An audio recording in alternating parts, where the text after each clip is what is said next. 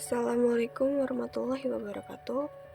Kembali lagi bersama saya Aditya Kusumawardeni dari kelas 6C NPM 176. Di sini saya akan kembali menjawab beberapa pertanyaan tentang inovasi pendidikan.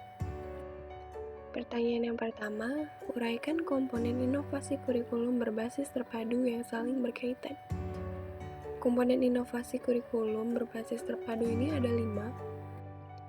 Yang pertama ada komponen lulusan, yang kedua ada komponen metode dan material, yang ketiga komponen evaluasi, yang keempat komponen balikan, yang kelima komponen masyarakat. Yang pertama komponen lulusan merupakan produk sistem kurikulum yang dapat memenuhi harapan kuantitas, yaitu harapan jumlah dan kualitas lulusan yang memenuhi kebutuhan, yaitu kualitas lulusan ditinjau dari tujuan intrinsik dan ekstrinsik. Yang kedua ada komponen metode meliputi program pembelajaran, metode penyajian, bahan ajar dan media, dan komponen materialnya meliputi sarana prasarana dan peralatan serta biaya. Yang ketiga komponen evaluasi adalah mengevaluasi keberhasilan proses kurikulum dan realisasi tujuan kurikulum. Yang keempat, komponen balikan dapat digunakan untuk memberikan informasi dalam konteks umpan balikan untuk meningkatkan sistem kurikulum. Yang kelima ada komponen masyarakat yang merupakan masukan eksternal dalam bidang sosial dan budaya, tidak hanya sebagai faktor pendukung, tetapi juga sebagai warna dalam pelaksanaan kurikulum secara keseluruhan. Pertanyaan yang ketiga, bagaimanakah karakteristik kurikulum berbasis keterpaduan? Kurikulum memiliki karakteristik yang pertama berdasarkan filsafat pendidikan demokrasi Pancasila, yang kedua berdasarkan psikologi Gestalt dan teori lapangan, yang ketiga berdasarkan landasan sosiologi dan sosiokultural, yang keempat berdasarkan kebutuhan, minat dan pertumbuhan tingkat perkembangan siswa, yang kelima didukung oleh semua mata pelajaran atau bidang studi yang ada, yang keenam sistem penyampaian menggunakan sistem satuan pengajaran, yaitu unit pengalaman dan unit mata pelajaran, dan peran guru sama aktifnya dengan peran-peran siswa. Bahkan, siswa lebih menonjol dan guru sering berperan menjadi pembimbing atau fasilitator. Pertanyaan yang keempat, jelaskan KTSP sebagai bentuk inovasi dalam kurikulum. Bentuk inovasi dalam perkembangan. Pertanyaan yang keempat, jelaskan KTSP sebagai bentuk inovasi dalam kurikulum. Bentuk inovasi dalam dunia pendidikan atau dalam kurikulum yaitu dengan terciptanya Kurikulum 2006 atau KTSP.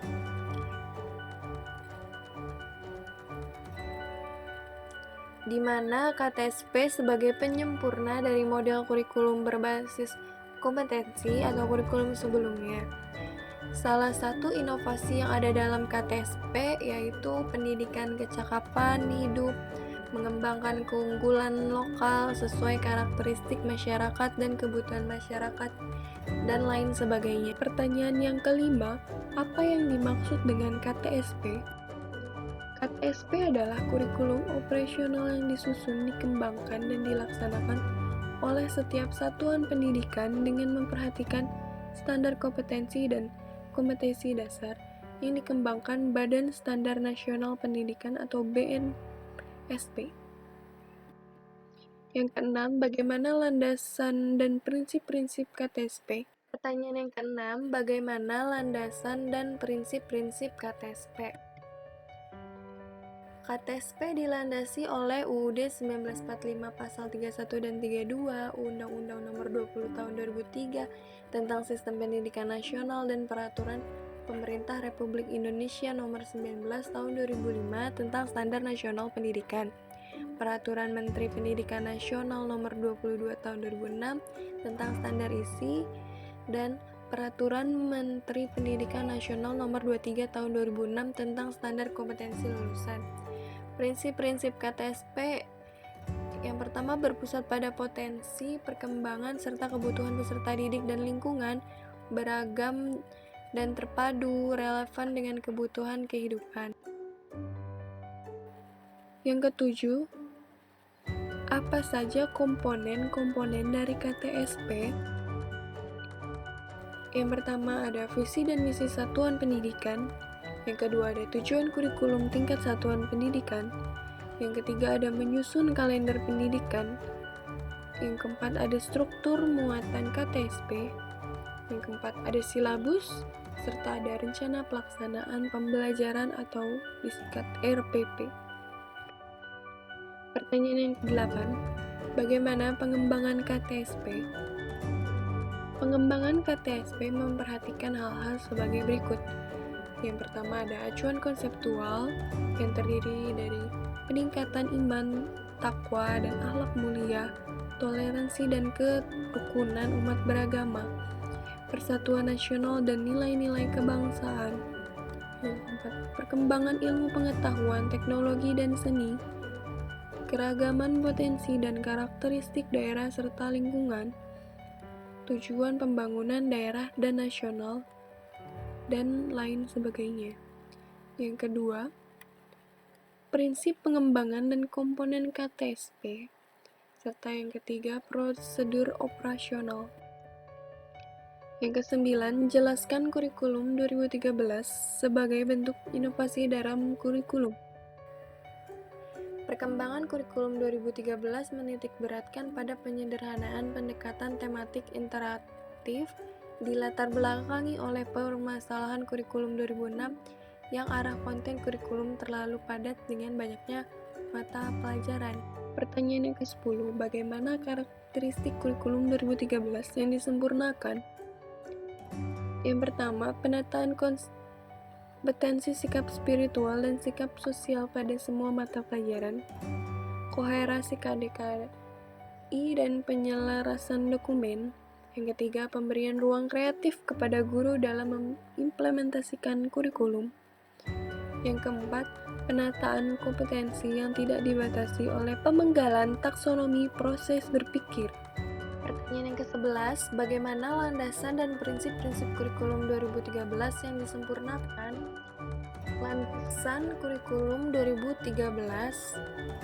Yang pertama ada landasan filosofis dalam pengembangan kurikulum, yaitu akan membahas dan mengidentifikasi landasan filsafat dan implikasinya dalam pengembangan kurikulum.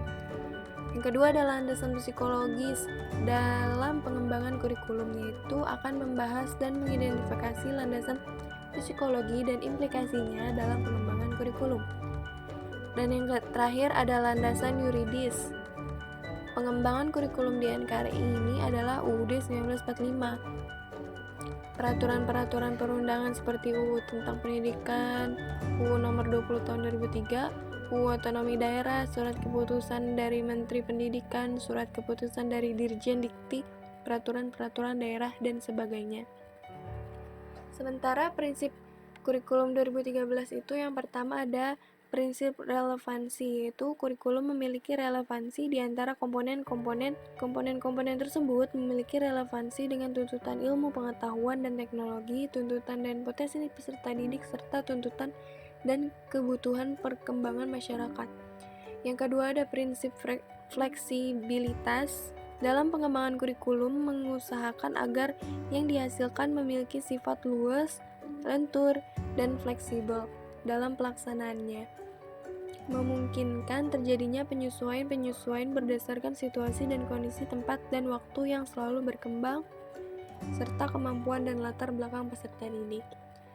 Prinsip yang ketiga ada prinsip kontinuitas, adanya kesinambungan dalam kurikulum, baik secara vertikal maupun secara horizontal.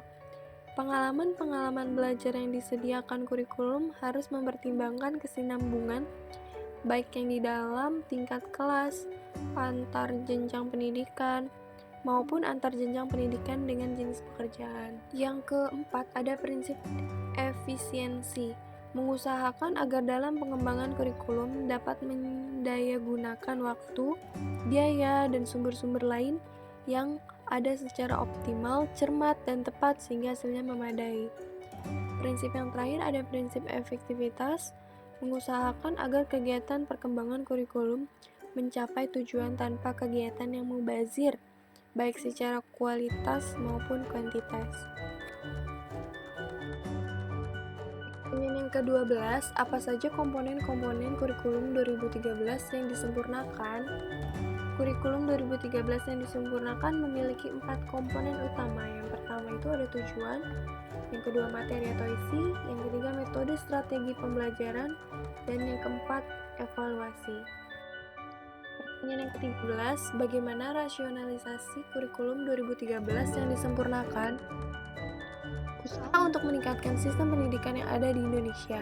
Usaha yang dilakukan untuk meningkatkan sistem pendidikan di Indonesia saat ini adalah perubahan mendasar pada kurikulum. Ada beberapa hal menurut para ahli alasan rasional perubahan kurikulum 2013, yaitu perbaikan metodologi, penataan ulang kurikulum sekolah, siswa memiliki nilai tinggi tetapi sikap dan perilakunya kurang mencerminkan sebagai siswa, dan lain sebagainya. Selain itu, pengembangan kurikulum perlu dilakukan karena adanya tantangan, baik tantangan internal maupun tantangan eksternal. Terima kasih, kurang lebihnya mohon maaf. Wabillahi taufiq wal hidayah. Wassalamualaikum warahmatullahi wabarakatuh. Semoga bermanfaat.